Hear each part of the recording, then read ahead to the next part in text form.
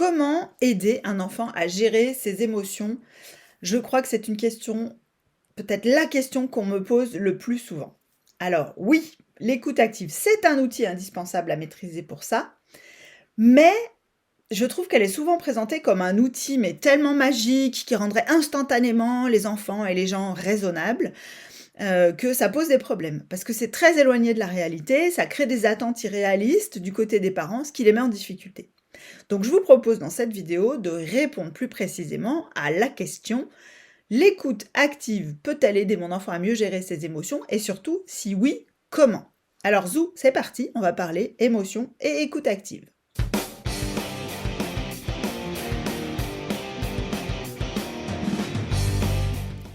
Avant d'aller plus loin, je me présente rapidement pour ceux et celles qui ne me connaîtraient pas encore. Je suis Sandrine Donzel, psychopraticienne, conférencière et autrice du blog Est-ce comme c'est. Dans mes vidéos, dans mon blog, j'essaye d'aborder les choses d'une manière concrète, pragmatique, qui soit vraiment aidante pour vous, et aussi de vous les présenter souvent par l'autre bout de la lorgnette, parce que c'est souvent là que se trouvent les ressources qu'on n'avait pas vues. Bon, ceci étant dit, on en revient maintenant au sujet émotion écoute active. Donc oui, je ne vais pas faire durer le suspense, l'écoute active, c'est un outil indispensable pour aider les gens à gérer leurs émotions, pour apprendre à gérer ses émotions. Je n'ai aucun doute à ce sujet, c'est vraiment un outil à maîtriser pour les parents et pour toute personne qui a envie d'avoir une bonne relation avec son entourage personnel, professionnel, dans tous les contextes. L'écoute active facilite vraiment la vie dans de nombreuses circonstances. J'en ai donné plein d'exemples sur ce blog. Vous avez des liens en description de la vidéo sur lesquels vous pouvez retrouver ces exemples.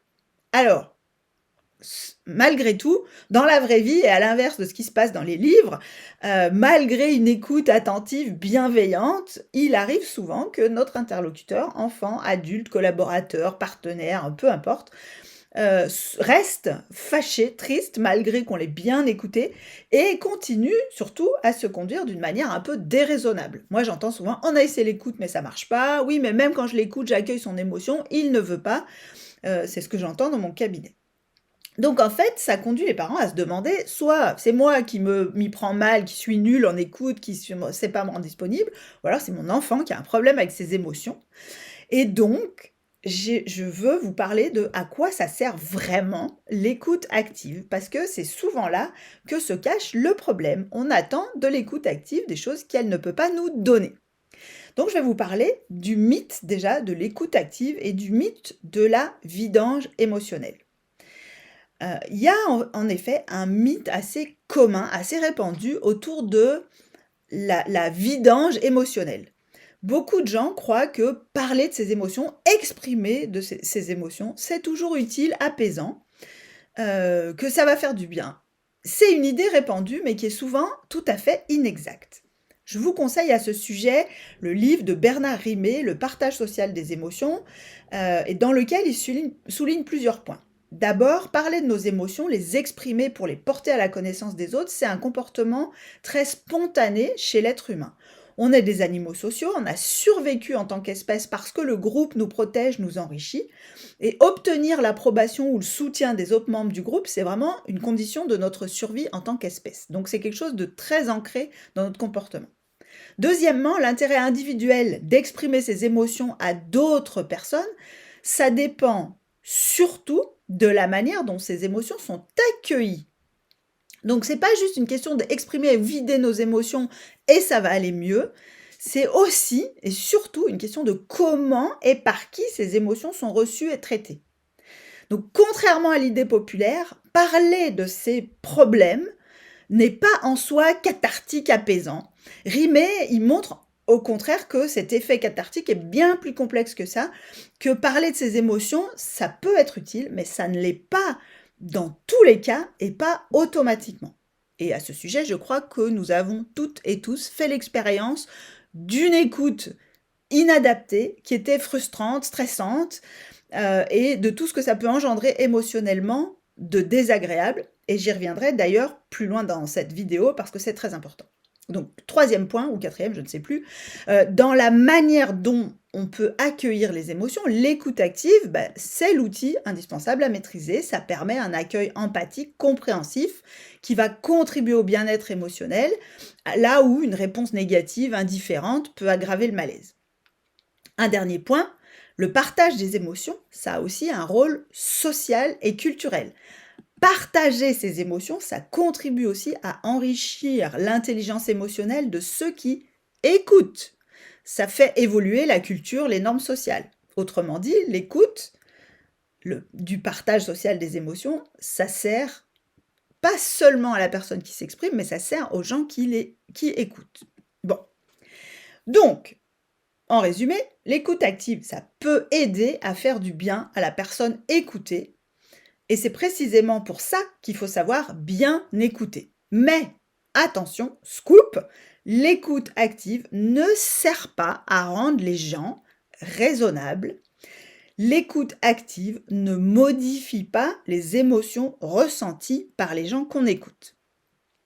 Bon, alors là, vous êtes en train de vous dire, à quoi donc peut bien servir l'émotion ? Donc, on va prendre un exemple. Prenons l'exemple de Zoé. Alors, Zoé, elle peut avoir 5 ans et elle veut absolument son verre bleu pour le repas et aucun autre. Ou alors, elle veut absolument les bras de son papa ou de sa maman pour s'endormir, ou une histoire supplémentaire avant de se coucher, de mettre son pyjama. Mais les vilains parents ne veulent pas coopérer avec ce désir. On peut aussi avoir une Zoé qui a 12 ans et qui réclame de sortir à sa guise, de voir ses amis sans limite de temps ni d'horaire. Zoé pourrait être un garçon, hein, on est d'accord, dans tous les cas. Mais ses parents ne veulent pas, ils sont vraiment trop relous, ses parents, quand même. Et Zoé peut même avoir 35 ans et trouver que son chef, franchement, ne sait pas manager et elle voudrait bien que ça change. Mais même si elle a exprimé ses besoins, ses attentes, son chef n'a pas l'air de l'entendre de cette oreille, le bougre. Bon, je m'arrête là, mais en gros, elle ne peut pas avoir ce qu'elle veut. Je ne vais pas approfondir sur le côté professionnel, mais vous verrez que le parallèle est facile à faire. Donc, en résumé, la situation est extrêmement simple. Zoé veut quelque chose qu'elle n'a pas, qu'elle ne peut pas avoir. Résultat tout à fait logique et imparable. Zoé est déçue, triste, probablement en colère. Triste et déçue de devoir renoncer à quelque chose qu'elle voyait comme satisfaisant, comme répondant à un besoin, un désir pour elle. C'est logique, la tristesse, la déception c'est dans la famille de la tristesse, et la tristesse c'est l'émotion qui nous signale que là on doit renoncer et passer à autre chose, que c'est pas la peine de continuer parce que ça ne va pas être possible. Et ça peut vraiment faire mal de l'accepter. La tristesse c'est une émotion très douloureuse, et c'est pour ça que souvent on va préférer la colère, qui est beaucoup moins dure à vivre que la tristesse. Donc Zoé, elle est probablement aussi en colère contre ce qu'elle considère être un obstacle à sa satisfaction. Ses parents qui disent non, son chef qui ne change pas. Et cette colère, elle risque de la manifester avec d'autant plus de force qu'elle pense avoir le pouvoir de faire changer la décision de la personne en question. Donc, dans notre émotion, il y a aussi une composante relationnelle. Il y a une composante de base qui est liée à la situation qu'on est en train de vivre. Et il y a une composante relationnelle, qu'est-ce que je pense pouvoir exprimer, qui va avoir de l'impact sur mon entourage. Alors, je reviens sur la colère. Oui, la colère, c'est l'émotion qui dit « ça n'est pas acceptable pour moi et je veux que ça change ». Donc, c'est l'émotion qui nous donne l'énergie pour changer les choses, pour agir, pour faire changer les choses. Donc notre petite ou notre grande Zoé, elle va manifester son mécontentement pour tenter d'influer sur la situation et pour tenter d'obtenir satisfaction. Rappelons-nous que le seul et unique moyen de faire disparaître, d'apaiser en les faisant disparaître les émotions de Zoé, tristesse, déception, colère, notamment sa colère, c'est de lui donner ce qu'elle veut, ce qu'on peut appeler céder. Mais si les parents ne peuvent pas, le verre bleu est cassé, ou ne veulent pas, parce qu'ils trouvent ça pas raisonnable, parce qu'ils trouvent que quand même à son âge, elle a besoin de limites, etc. Donc si les parents ne peuvent pas ou ne veulent pas lui donner satisfaction, Ils vont rester avec son encombrante émotion, enfin l'encombrante émotion de Zoé sur les bras, et souvent bruyante, surtout pour les petits. C'est souvent là, du coup, qu'on va avoir recours à l'écoute active avec l'espoir de faire disparaître les inconvénients de l'émotion. C'est-à-dire le bruit, l'agitation, les comportements peut-être agressifs, violents, qui peuvent être générés par cette émotion. Mais, je le redis, l'écoute active ne sert pas à faire disparaître les émotions. Si le vert bleu n'est pas disponible, si ça n'est pas possible de sortir plus tard le soir, la frustration, la déception et probablement aussi la colère vont rester. Ça ne changera pas. Il n'y a qu'en changeant la situation que vous pourrez changer ces émotions. Donc c'est là aussi où certaines approches de la parentalité peuvent parfois nous piéger. Parce que les émotions désagréables, ils sont quelquefois présentés comme un stress dommageable qu'il faudrait réduire. Et du coup, l'écoute active est présentée aussi comme le moyen d'apaiser, de calmer l'enfant, de le débarrasser de ces émotions désagréables qui seraient mauvaises pour lui ou qui ne seraient pas les bienvenues. Alors là, moi je m'inscris en faux parce que les émotions, y compris les émotions désagréables, elles font partie de la vie. Les gens qui sont le mieux dans leur basket et qui gèrent le mieux leurs émotions, ça ne sont pas ceux qui ont réduit le nombre d'émotions désagréables dans leur vie, mais c'est ceux qui ont appris à les surmonter, à les apprivoiser. À ce sujet, je vous invite vraiment à lire Éloge de la lucidité d'Ilios Kotsou. C'est vraiment top pour comprendre ça. Là aussi, le lien sera dans la description de la vidéo. Bon, donc c'est là où on peut vraiment jouer un rôle essentiel avec l'écoute active pour aider un enfant à gérer ses émotions. Pourquoi ? L'écoute active n'a pas le pouvoir magique de faire apparaître des vers, disparaître des chefs ou rendre des parents plus compréhensifs. Elle ne sert pas non plus à rendre magiquement une situation douloureuse agréable. Elle ne supprime pas les émotions. L'écoute active ne supprime pas les émotions. L'écoute active n'apaise pas les émotions. La seule chose que l'écoute empathique, écoute active fait, c'est de donner du courage à l'enfant, à la personne qu'on écoute, pour surmonter le moment difficile et désagréable qu'il traverse. Et rien d'autre. Et ça peut lui prendre un petit peu de temps. C'est important à se rappeler aussi. Je vais vous donner un exemple plus concret avec un exemple que j'utilise souvent en conférence, qui est l'exemple du gâteau au chocolat, pour mieux comprendre le pouvoir de l'écoute sur les émotions. Imaginez que vous avez passé une journée affreusement pourrie au travail. Mais vraiment, c'est-à-dire que les urgences se sont empilées les unes sur les autres, il y a eu des mauvaises nouvelles, les clients mécontents, bref, rien n'allait dans cette journée.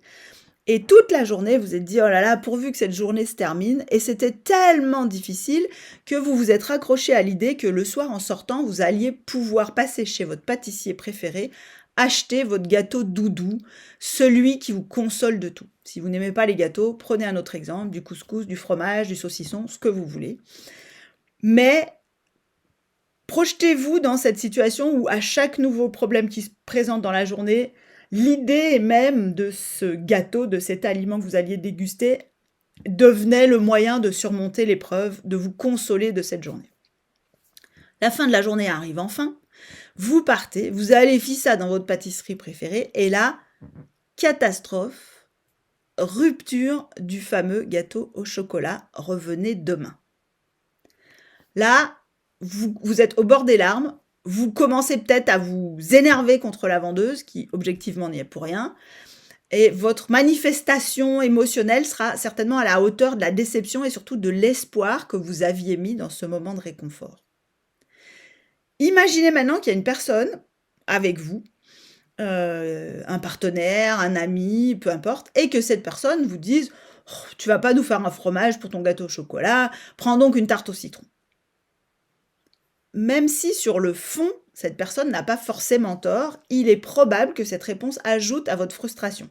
Non seulement vous avez passé une journée pourrie, non seulement vous êtes hyper frustré de ne pas avoir eu votre gâteau doudou pour vous réconforter, mais en plus, vous êtes accompagné d'une personne qui, décidément, ne comprend rien à rien.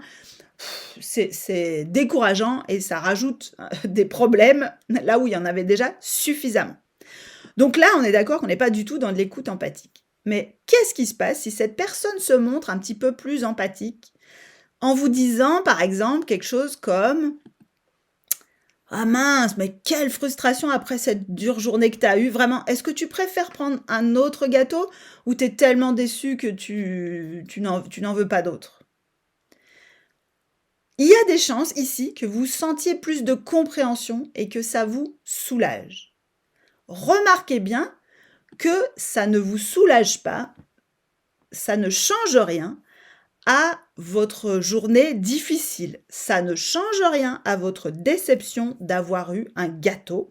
Ça ne change rien au fait que vous n'aurez pas le gâteau ce soir. La seule chose qui change, c'est que maintenant vous avez du soutien. Il y a quelqu'un qui vous comprend et vous n'êtes plus seul face à votre déception, à votre colère, à votre sentiment d'injustice et à tout ce que vous voulez. Et ce soutien, il a quoi pour effet? Il vous donne du courage. Et franchement, il en faut du courage pour affronter cette journée d'enfer que vous venez de traverser, plus la frustration de ne pas avoir eu votre gâteau. Et c'est ce courage qui va vous aider à prendre du recul et à choisir comment réagir à vos émotions très désagréables plutôt que de subir la situation. Donc, CQFD, l'écoute, ça sert à donner du courage. Et c'est le courage qui permet d'apprendre à gérer ses émotions. Je l'illustre encore autrement avec un approfondissement de l'image du ballon émotionnel. J'en ai parlé dans un autre article du blog, là aussi vous aurez le lien en description de la vidéo, mais je vous remets ici, je ne sais pas si vous le voyez bien, il faudrait que je regarde sur ma vidéo si on voit bien. Ouais. Donc le ballon émotionnel, c'est ça, c'est une image qui vient de Thomas Gordon, peu importe. Donc quand on est à l'équilibre, on peut agir de manière socialement acceptable, en respectant nos valeurs, en respectant les règles de la société dans laquelle on évolue. Et quand on n'est plus à l'équilibre, que notre émotion est trop montée, on est en difficulté pour agir de manière socialement acceptable et en cohérence avec nos valeurs. Voilà. Donc, reportez-vous au lien si vous voulez approfondir cette image. Mais, qu'est-ce qui se passe? Donc là, je vais zoomer sur cette partie déséquilibrée, ce qui se passe ici. En fait, on a ici, en bas, l'émotion de base. L'émotion de base, c'est quoi dans notre histoire du gâteau au chocolat? C'est cette journée difficile, l'accumulation, c'est la frustration de ne pas avoir eu le gâteau. Et puis, il y a des émotions désagréables qui se rajoutent quand on ne se sent pas écouté ou soutenu. C'est ce que j'appelle la partie un peu sociale de nos émotions. Qu'est-ce que ça signifie? C'est que l'écoute active, elle n'agit pas sur ça, mais elle réduit ça. Si on a un enfant qui qui manifeste des émotions, mais qui ne se sent pas soutenu et écouté, probablement que son niveau émotionnel ici va monter parce qu'il a envie d'avoir du soutien. Peut-être que ça le stresse de ne pas avoir de soutien, peut-être que ça l'énerve, mais peu importe. Donc, on risque, quand on ne l'écoute pas, de faire monter son niveau émotionnel, alors peut-être l'émotion de base n'était pas si insurmontable que ça. Chaque interaction qui n'est pas soutenante va de plus en plus faire monter le niveau émotionnel et risque de finir par faire déborder tout le monde. Parce que chaque parent qui fait une tentative infructueuse, il a son émotion de base. Je suis face à un enfant qui s'agite, qui manifeste une émotion, ça m'inquiète, ça m'énerve, peu importe. Je fais quelque chose pour le calmer, ça marche pas, donc moi aussi j'ai mon émotion qui monte en miroir et je finis par m'énerver d'avoir un enfant aussi déraisonnable qui n'écoute pas ses parents. Donc, si on reprend l'exemple du gâteau au chocolat, que la personne ne vous propose pas une écoute empathique, ça se peut que vous insistiez vraiment pour lui faire comprendre à quel point c'était important pour vous. Et si votre interlocuteur il persiste dans son incompréhension, vous risquez très probablement de vous énerver et de l'envoyer franchement sur les roses. Et lui ou elle va vous trouver totalement déraisonnable, hystérique, insupportable, tout ce que vous voulez. Donc, toute ressemblance avec des situations existantes est évidemment tout à fait normale. Bref, la même chose se produit avec la petite Zoé. ses émotions de base, ici en jaune, c'est la déception, la tristesse. Si les adultes passent leur temps à répéter les règles, à redonner les explications de pourquoi elle ne peut pas avoir son vert bleu, son machin, son truc, elle risque fort de s'agacer de plus en plus. Mais si les adultes autour d'elle emploient aussi l'écoute active en espérant la rendre raisonnable, donc c'est pas vraiment de l'écoute active dans ce cas-là, mais je vais pas rentrer dans les détails, il y a aussi de fortes chances que Zoé, elle capte l'implicite de la situation et qu'elle comprenne très vite qu'on ne veut pas lui fournir du soutien, mais qu'on est juste en train de lui dire qu'elle exagère et qu'elle ne devrait pas ressentir ce qu'elle ressent. Et c'est à ça qu'elle va réagir. Donc c'est ça qui rend l'écoute active si difficile à maîtriser. Pour l'utiliser à bon escient, il faut abandonner l'idée qu'on va apaiser les émotions de l'autre et se positionner plus simplement, plus humblement, en personne qui n'a aucune idée de comment se sortir de la situation, mais qui offre sincèrement son empathie et son soutien. Pour être un peu plus concrète dans mon aide aux parents, si vous interagissez avec votre enfant qui est sous le coup de l'émotion et qu'il monte dans l'intensité émotionnelle, c'est probablement qu'il a le sentiment que vous ne le comprenez pas et qu'il essaye de vous le faire comprendre, de vous faire réagir et changer d'attitude. Ça ne veut pas forcément dire qu'il insiste pour avoir ce qu'il veut. Ça peut vouloir dire, ça dit souvent, je ne me sens pas écouté et soutenu. Et souvent, c'est un peu comme si vous croyez jeter de l'eau sur le feu, mais en fait, ce que vous aviez, c'est un bidon d'huile. Donc évidemment, ça fait flamber le feu au lieu de l'éteindre. Donc dans ce cas-là, la personne que j'ai en face de moi continue à monter dans les tours émotionnellement alors que je crois dire ce qu'il faut pour la calmer. Ça veut dire « Wow, je fais fausse route ». Et là, vous pouvez dire quelque chose comme « Tiens, il y a quelque chose que je ne comprends pas, tu veux bien m'expliquer ce que c'est ?» Ça, on peut le faire très facilement avec son enfant. Et après, on reste dans une posture de soutien, d'écoute, en proposant des solutions, des conseils, et en ne le faisant que si votre enfant vous le demande. Je vous mettrai aussi en lien un article sur une situation émotionnelle, gérer la violence d'un enfant, je crois, quelque chose comme ça, qui est un article qui a beaucoup intéressé les parents quand je l'ai publié, donc je vous le remets en lien dans la description. Donc, voilà.